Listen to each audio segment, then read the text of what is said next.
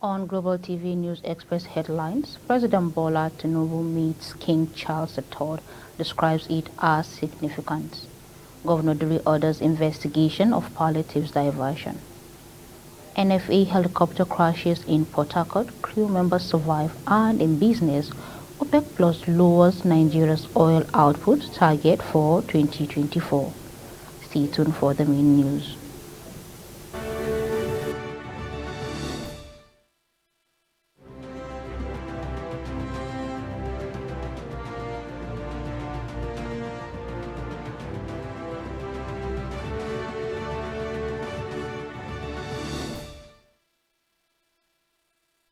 Hello and a very warm welcome to all our viewers in Nigeria and around the world to Global TV News Express live in Nigeria's capital Abuja.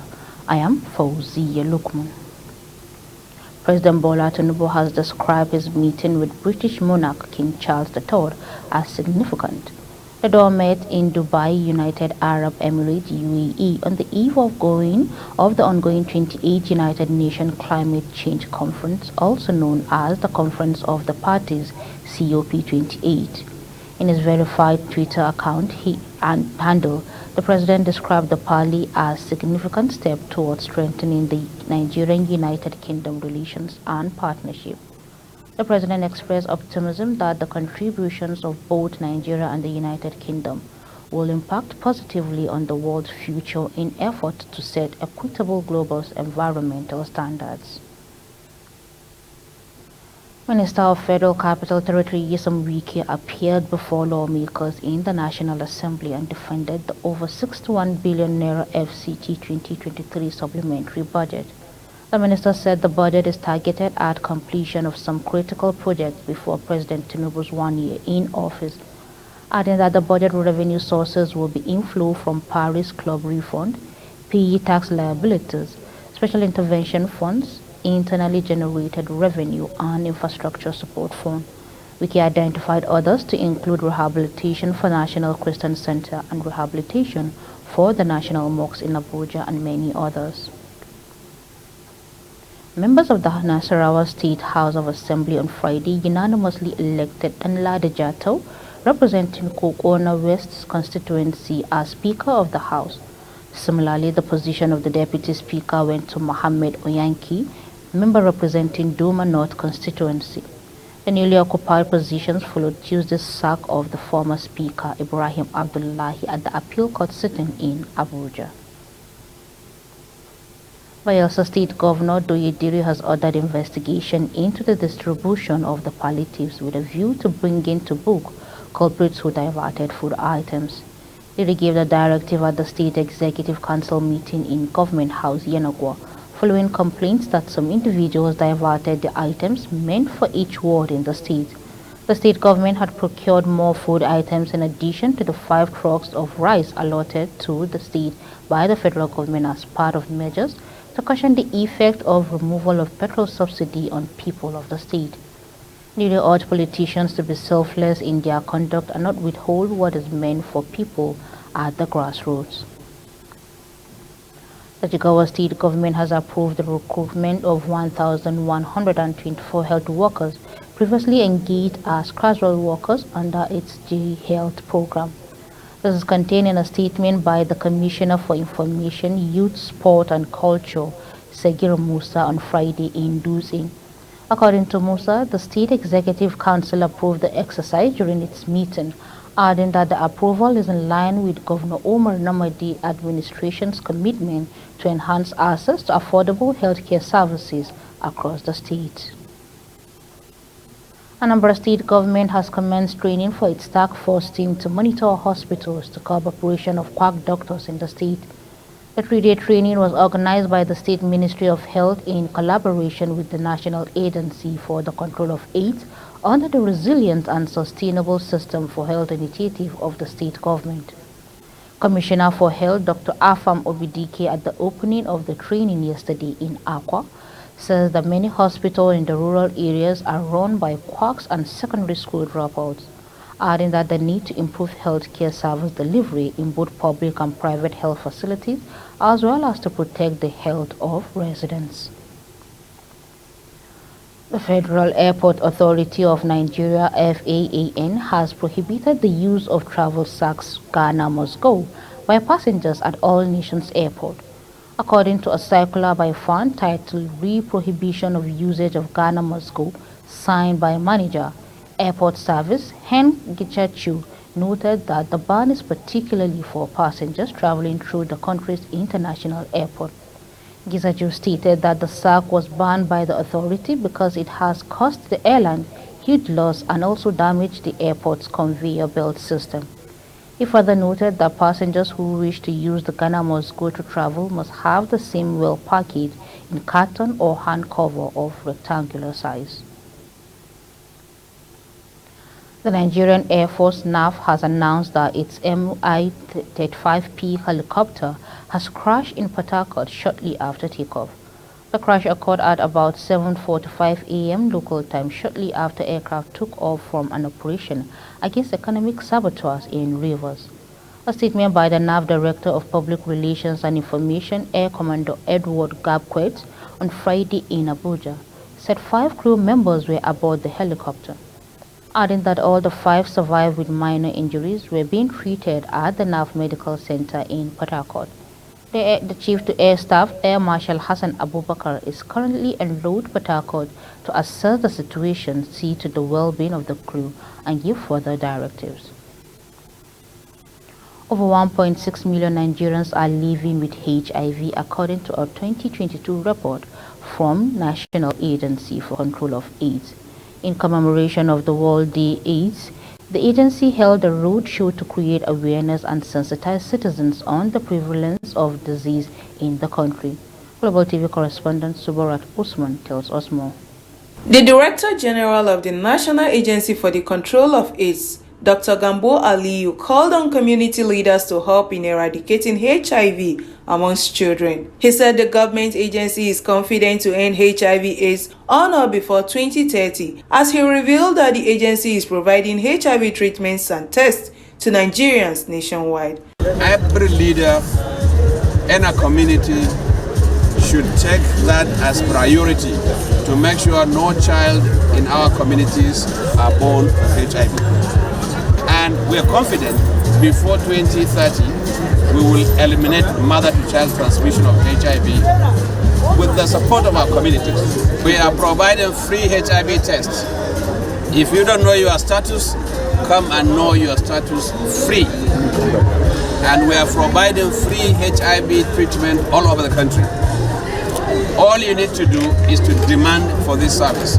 Chairman of the World AIDS Day Committee, Yinka Falola, called on Nigerians, healthcare stakeholders, and community leaders to collaborate in ending the scourge of HIV/AIDS. She urged the public to take preventive measures in order to reduce the spread of HIVs. Community leaders, religious leaders, parents, young people, different civil society leaders, they also need to play that key to ensure that and particularly for young people who are still on reproductive health, who are giving birth, to get supported, both the female and the male, the partners, to support their spouses, their partners when they are bringing forth children. The World AIDS Day Roadwork Show was conducted to enlighten Nigerians on healthcare measures to swiftly end HIV/AIDS in the country.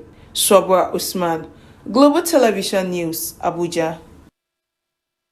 The National Identity Management Commission says it is prepared to work with state governments to build accurate and reliable database to ensure that the subnationals make adequate provision for the need of the people. The Director General of NIMSI, Abisoye Koka Odesote, made this when he received the General Manager of Lagos State Resident Registration Agency, Bilkis Adebiyi Abiola, at the Commission's headquarters in Abuja.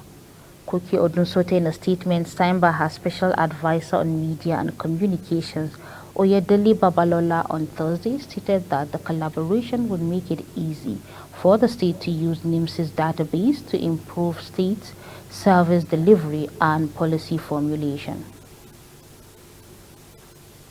In a bid to create introspective analysis of the growth of pathology service in Africa, Pathologists from across Africa converge in Abuja for a conference that looks to explore latest trend in modern pathology practice. Global TV brings you the reports. As pathology is the science of the causes and effects of diseases, especially the branch of medicine that deals with the laboratory examination of samples of body tissues for diagnostics and forensic purposes, pathologists drawn from across Africa seeking how to, among other things, make the most of latest technology in the area of personalized cancer care. But cancer treatment is one small aspect of pathology, as Minister of Health says it's particularly crucial that the country goes much further to look at the area of forensics and autopsy in solving crimes, and says the Ministry of Health is open to collaborating with the police to making it possible. I'm sure you heard me tell the AI that we are looking forward to the collaboration. We do not have a collaboration, but I said we look forward to the collaboration. Our job as Federal Ministry of Health, under the coordinating minister, Professor Ali Mohammed Pati, and the Minister of State, Dr. Tunde Alausa, is to save lives, reduce physical and financial pain, and ensure a healthy nation. Without a healthy nation, you cannot have a wealthy nation. So based on that, I would tell you that you will see new things in the health sector. Chief Medical Director of Federal Medical Center Abuja, Saad Ahmed, says embracing the latest forensic technology will be a huge milestone in the administration of justice in the country. At the National Postgraduate Medical College of Nigeria, Faculty of Pathology, we have actually established, and it's the first subspecialty training in forensic pathology. Poverty and less than adequate willpower by African government, a cross-section of the pathologists at the conference says, is responsible for the poor state of pathology on the continent, with Africa having a lot of catching up to do. When we say cancer, people think that cancer is a single disease. It's not. Even if you take cancer of the breast, there are so many types of it. And even the same time, we do different people live differently. And that is why we talk about personalized treatments. The main issue in our practice is that we don't have all the techniques, the modern techniques to explain, to make diagnosis of disease and also to explain causes of death. Nigeria's health ministry says it looks forward to collaborating with police to develop forensic technology to the point of solving crimes in line with global best practices. Fauziya Lukman, Global TV News.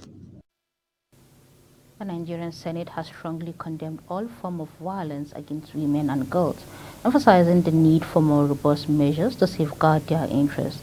This position was articulated during Thursday's plenary, where senators actively participated in the 16 days of activism against gender-based violence on women and the girl child.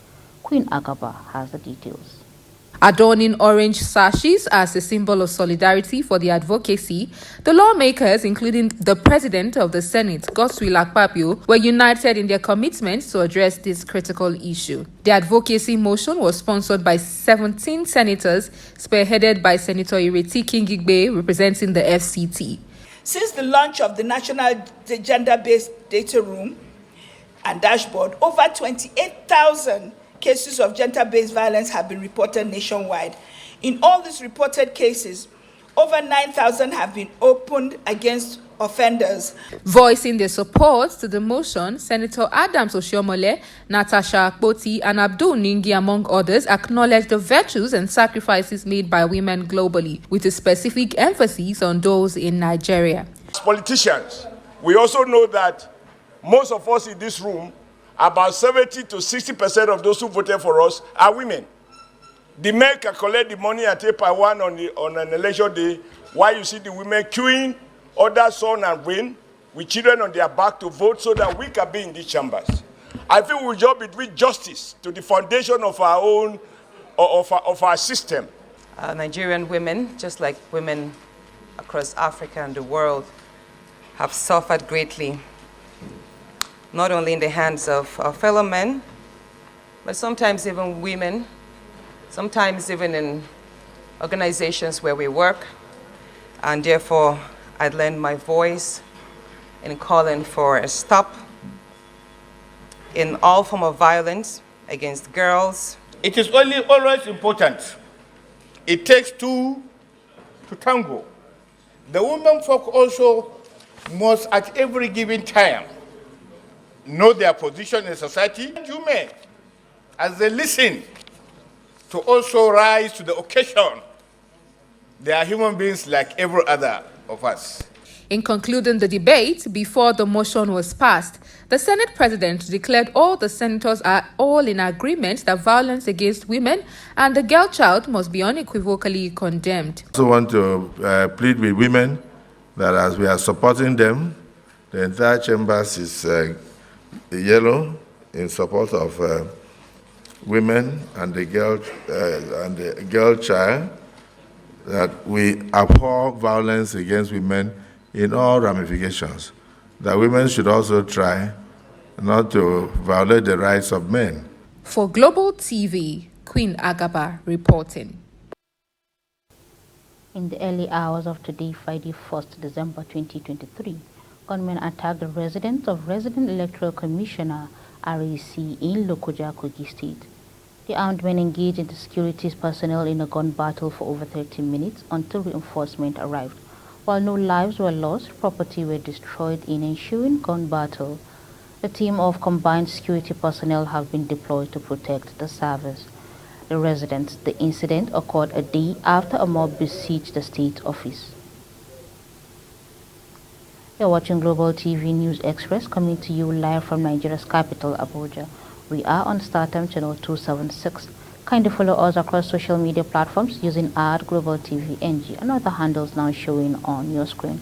When the News Express returns, federal government committed to local government's financial autonomy minister. That's on business news, and the news continues shortly with details of these and other stories right after this short break.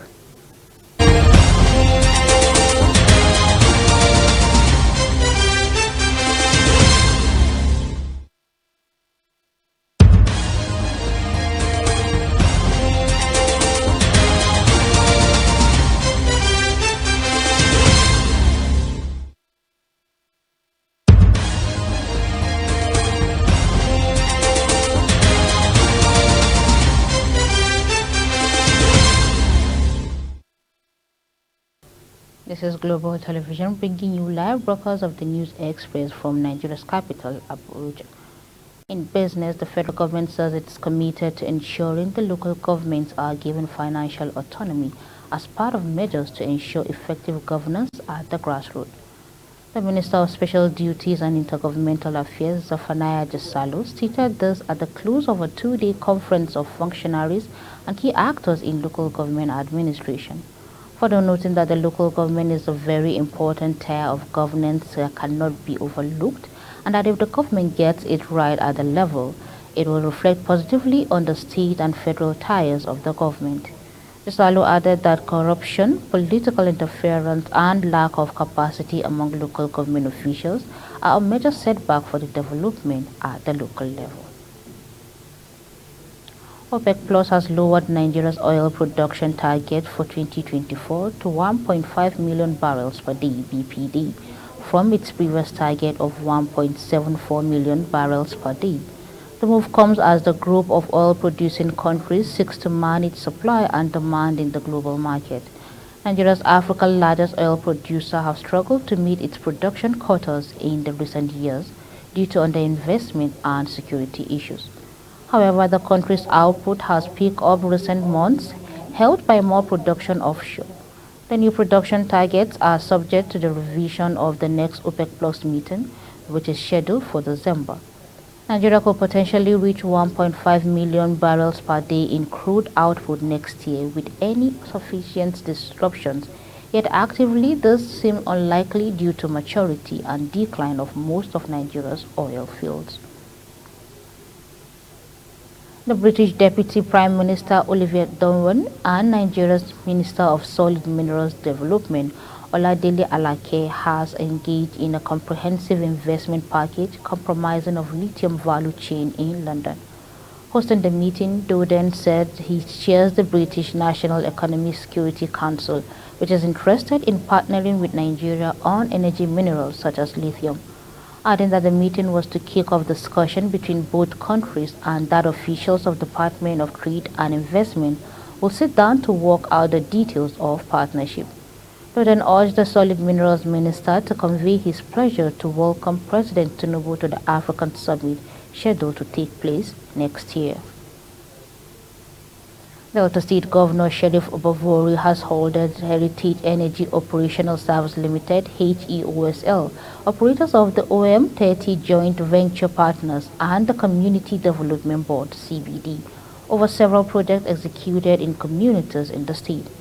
Obavori spoke during the 4th anniversary ceremony of the OML30 CBD in Ughelli, Delta State, after the commissioning of complete projects and inspection of ongoing ones across the clusters that make up the OML30 oil block.